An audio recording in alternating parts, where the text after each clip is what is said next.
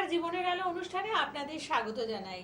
এবং জীবনের আলো অনুষ্ঠানে কে থাকেন সেটা আমার মনে হয় না প্রতি অনুষ্ঠানে আপনাদেরকে মনে করিয়ে দেওয়ার প্রয়োজন আছে, কেননা তার দেওয়া বিভিন্ন তথ্য, বিভিন্ন টিপস টোটকা আজকে আপনারা পালন করে ভীষণভাবে আপনারা উপকৃত হয়েছেন, আপনারাই জানিয়েছেন ফোনের মাধ্যমে। অর্থাৎ তার কথাগুলো আজকে কিন্তু আপনারা বিশ্বাস করছেন।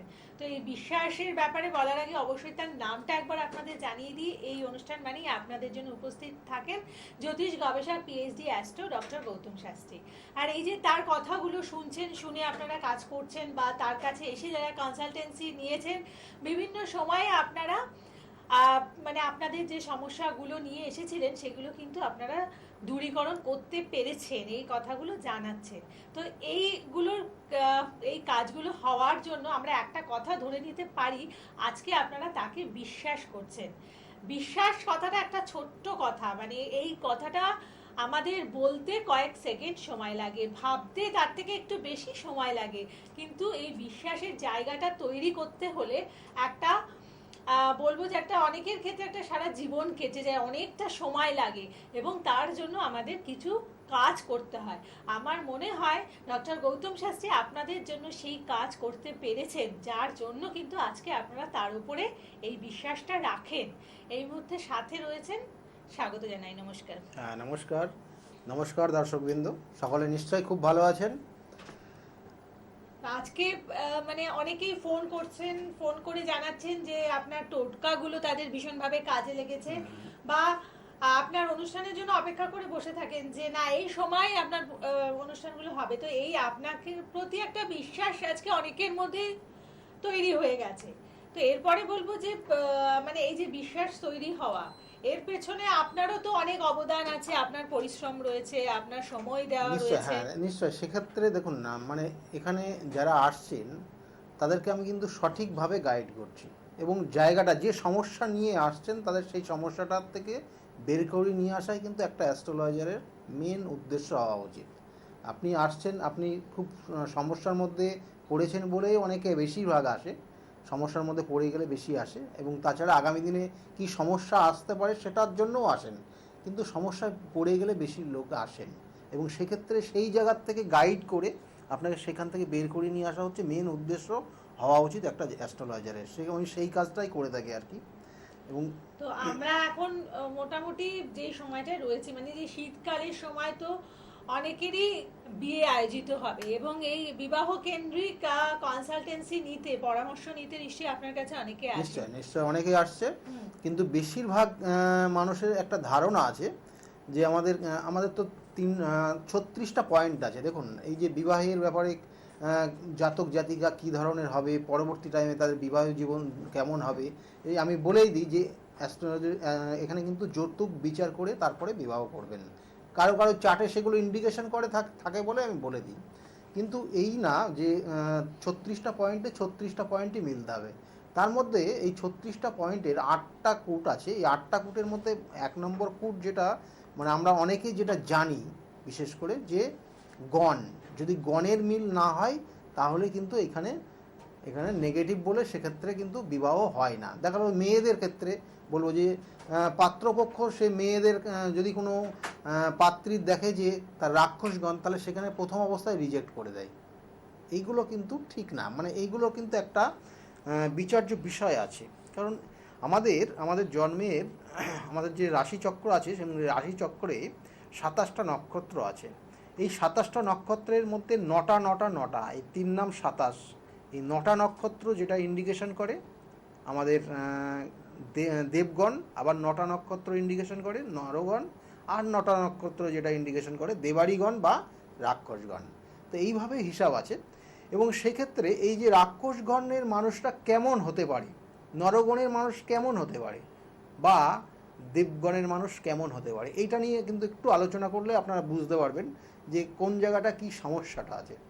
দেখুন, নরগণের যারা মানুষ আছেন, আমরা নরগণ বলতে মনুষ্যগণ যারা, অর্থাৎ এদের মধ্যে একটা জিনিস, একটা টেন্ডেন্সি যেটা থাকে, যে এরা খুব সুদক্ষতার সঙ্গে যে কোনো কাজ নিজের জায়গাটাকে গুছিয়ে নেয়। অর্থাৎ নিজের যে কাজটা আমি করছি সেটা যেন সতর্কতার সঙ্গে জীবনের সাকসেসটা পাওয়া, এটা নরগণের মেন উদ্দেশ্য থাকে। আর এর সঙ্গে সঙ্গে রাক্ষসগণের মেয়েদের উদ্দেশ্য কি? রাক্ষসগণ কিন্তু চালাকির মাধ্যমে কাজটাকে করে নেওয়া। আর যেটা দেবাড়িগণের যেটা মানে দেবগণের যে উদ্দেশ্য সেটা কিন্তু খুব সুন্দরভাবে সুকৌশলে এবং পোলাইটভাবে সবার সঙ্গে সুন্দর ব্যবহার করে সেই জায়গাটাকে টেক আপ করা, অর্থাৎ সেই সাকসেসটা নেওয়া। এই তিনটে কর্মের ক্ষেত্রে ডিফারেন্স। আবার রাক্ষসগণের আর একটা জিনিস আছে, দেখবেন যে কোনো রকমের হঠাৎ করে যদি রাগ হয় তাহলে সেই রাগটা বহিঃপ্রকাশ করে বেশিরভাগ, অর্থাৎ সেটাকে ধরে রাখতে পারে না নিজের মধ্যে, সঙ্গে সঙ্গে সেটা বহিঃপ্রকাশ করে দেয় এবং সেক্ষেত্রে কার কি সম্মান গেল, কার কি সমস্যা হলো সেটা কিন্তু সে তখন সেই মুহূর্তে তার জ্ঞান থাকে না। এটা হচ্ছে রাক্ষসগণের মধ্যে এই রাক্ষসগণের টেন্ডেন্সি। কিন্তু নরগণের কি আছে? নরগণ কিন্তু এই জায়গাটা খুব সুন্দরভাবে ট্যাকেল করে দুজনকেই, হ্যাঁ, অর্থাৎ দুই সাইডটাকেই ব্যালেন্স করে সে নিজেকে সেই জায়গাটাকে নিয়ে যায়। আর যারা দেবগণ আছেন এরা নো ডাউট, আমি তো বলবো এরা জেন্টেলম্যান, এবং তার সঙ্গে সঙ্গে এরা কিন্তু বলবো এরা খুব তীক্ষ্ণ বুদ্ধি। কোনোভাবেই যদি এদেরকে আঘাত করা যায় সঙ্গে সঙ্গে বহিঃপ্রকাশ পাবেন না, সেই রাগের বহিঃপ্রকাশটা সামনে পাবেন না। হাসি মুখে সুন্দরভাবে আপনাকে কিন্তু বুঝিয়ে দেবে যে সে রাগ করেছে কিন্তু সেই রাগের বহিঃপ্রকাশ নেই, এবং আসল উদ্দেশ্য সেই সাকসেস, অর্থাৎ যে কাজটার উদ্দেশ্য নিয়ে গেছে সেই কাজটা সাকসেস করা। এই যে পার্থক্যগুলো কিন্তু এক একটা গণের মধ্যে এক এক রকমের আছে। আবার দেখবেন যে নরগণ যারা আছে তারা যে টার্গেট নেয় সেই টার্গেটটা ফুলফিল করার চেষ্টা করে, এবং এরা কোনো না কোনো সময় সেই টার্গেট ফুলফিল না করা পর্যন্ত কিন্তু এরা শান্তিতে থাকতে পারে না। এবং তার জন্য যদি পরিশ্রমও করতে হয় তাহলে পরিশ্রমও করতে সে দ্বিধাবোধ করে না, নরগণ যারা আছে। এবং রাক্ষসগণের মধ্যে কি আছে না, রাক্ষসগণের মধ্যে এই জিনিসটা বেশি থাকবে যে তারা খুব চালাকির মাধ্যমে অলসতার সঙ্গে যাতে বসে বসেই সেই কাজটা করতে পারে এবং সেই কাজে সাকসেস আসতে পারে, তার জন্য তাদের মধ্যে সেই টেন্ডেন্সিটা বেশি থাকে এবং খুব সুদক্ষতার সঙ্গে সেই কাজটা করে। এবং যেভাবেই হোক তার সেই যে উদ্দেশ্য আছে, যে টার্গেট আছে, সেই টার্গেটটা আমাকে ফুলফিল করতে হবে যে ওয়েতেই হোক। এটা কিন্তু রাক্ষসগণের মধ্যে থাকে। আর দেবগণের মধ্যে যেটা আছে, দেবগণের কিন্তু একটা নির্দিষ্ট জিনিস নিতে হবে, তার জন্য সঠিকভাবে সবার সঙ্গে ভালো ব্যবহার করে যদি পাওয়া যায় তাহলে আমি নেব, আদারওয়াইজ কাউকে মনক্ষুণ্ণ করে ডিস্টার্ব করে তাকে আমি দরকার নেই আমার। এইগুলো কিন্তু আছে আপনার দেবগণের মধ্যে। তো এই যে ডিফারেন্স জায়গাটা আপনাকে প্রথমে বুঝতে হবে। এখন বর্তমান সমাজ ব্যবস্থায় রাক্ষসগণের মেয়েদের ক্ষেত্রে বলবো, যারা রাক্ষসগণের মেয়েরা আছেন তারা কোনো না কোনো কর্মের সঙ্গে যুক্ত থাকবেন 100%, এবং সেই কর্মে সাকসেস পাবেন আপনি, এবং দিনের পর দিন আপনার ডেভেলপ হবে। কারণ বর্তমান সমাজ ব্যবস্থা আর আগের সমাজ ব্যবস্থার অনেক ডিফারেন্স হয়ে গেছে।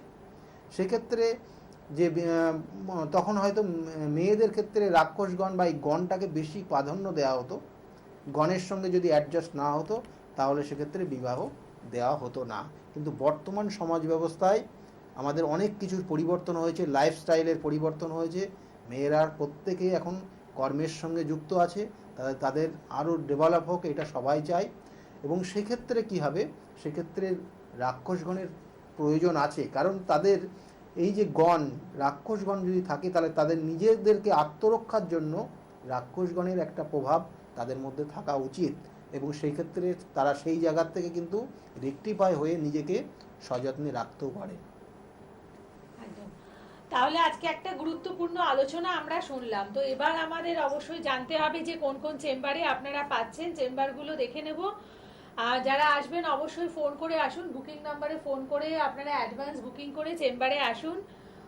চেম্বারগুলো কোথায় কোথায় রয়েছে জানিয়ে দিই। মানে আগামী 11 তারিখ বুধবার পড়ছে মেচেদাতে পাচ্ছেন, 14 তারিখ শনিবার কাকদ্বীপে, 18 তারিখ বুধবার বর্ধমানে, 21 তারিখ শনিবার শিলিগুড়িতে এবং 29 তারিখ দিল্লিতে থাকছেন। তো দিল্লির কাছাকাছি মানে আপনাদের যারা নিকটাত্মীয় রয়েছেন দিল্লিতে, যারা আমাদের এই অনুষ্ঠান দেখছেন, তাদেরকে ইনফর্ম করে দিতে পারেন যে আগামী 29 তারিখে কিন্তু দিল্লিতে থাকছেন। বাকি যে চেম্বারগুলো রয়েছে সোমবার করে থাকছেন, মানে সোমবার ফার্স্ট হাফে ব্যারাকপুরের চেম্বারে থাকবেন 1টা থেকে 4টে এবং শ্রীরামপুরের চেম্বারে থাকছেন 4টে থেকে 8টা। মঙ্গলবার থাকছেন কালীঘাটের দিশাতে 4টে থেকে 8টা। বুধবার থাকছেন বর্ধমানে এবং কাঁচরাপাড়াতে, বৃহস্পতিবার কৃষ্ণনগরে, শুক্রবার শোভাবাজার ও হাতিবাগানে, শনিবার দমদমে, রবিবার কাঁচরাপাড়াতে 11টা থেকে 7টা। তাছাড়াও মাসে একদিন করে বহরমপুর, মালদা, শিলিগুড়ি, গৌহাটি এবং দিল্লি।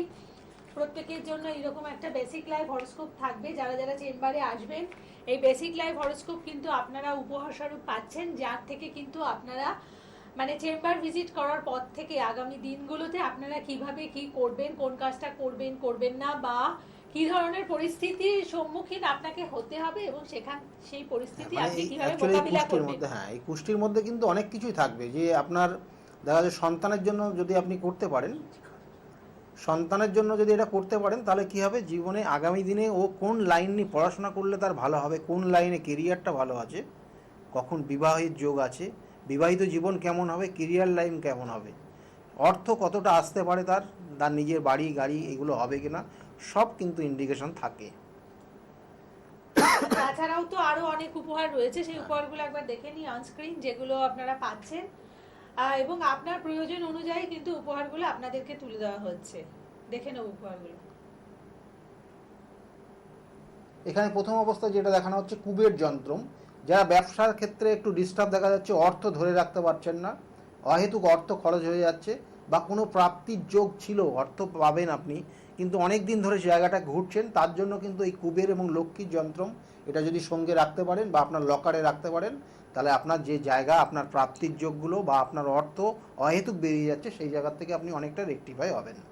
তার সঙ্গে সঙ্গে যে সেকেন্ড হচ্ছে এটা বগলা যন্ত্রম, যেটা আপনি যদি সঙ্গে রাখেন, আপনার শত্রুর জায়গা, যে জায়গাগুলো ডিস্টার্ব করছে, আপনার জীবনে উন্নতি হয়েছে, সেই জায়গাটা আপনার শত্রুতা তৈরি হয়েছে, সেই জায়গার থেকে আপনি রেহাই পাবেন এটা যদি সঙ্গে রাখতে পারেন।